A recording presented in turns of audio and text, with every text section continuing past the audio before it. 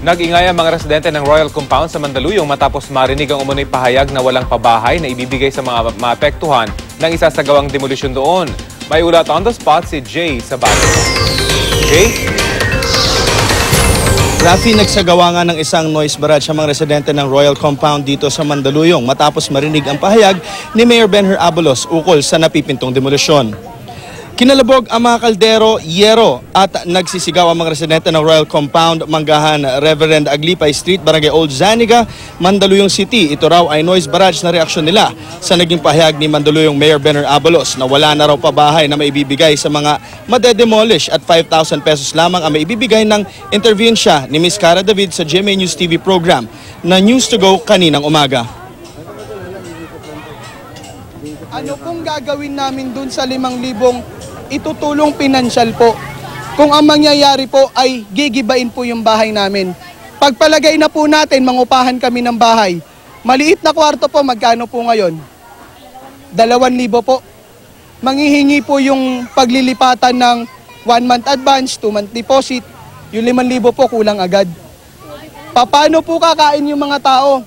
Saan po natin kukunin yung mga pambayad nila ng ilaw, pambayad nila ng tubig?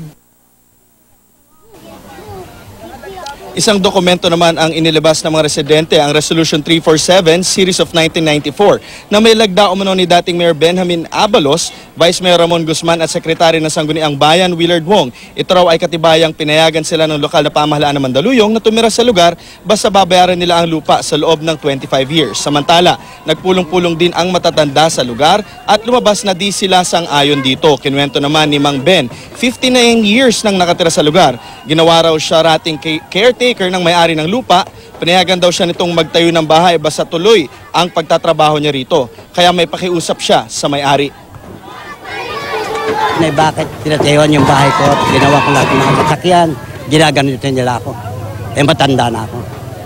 Kaya ang hinihingi ko lamang, sana ang mga taong naninirahan dito na katulad na sumama sa akin, sana ibigay man lang sa amin to na hindi namang hinihingi. Ibabayaran namin sa 25 to pay. Okay, Rafi, nandito tayo ngayon. Ipakita natin kung gaano kalaki ang lugar. May mga maliliit na eskinita rito at makikita nyo sa aking likuran, may isang basketball court pa. Kasya ang mga sasakyan at mga tricycle. Kaya ang sinasabi daw nilang pabahay ng NHA, yung medium-rise na building, nasa 180 rooms lamang daw ang available dito, ngunit nasa 500 pamilya raw sila. At sinasabi nila na inamin naman nila na meron daw mga iilan sa kanila na nakatira na nga roon, ngunit meron din naman daw na tumira doon na hindi tiga rito sa may Manggahan.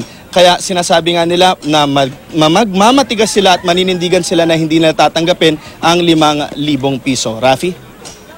Maraming salamat, Jay Sabale.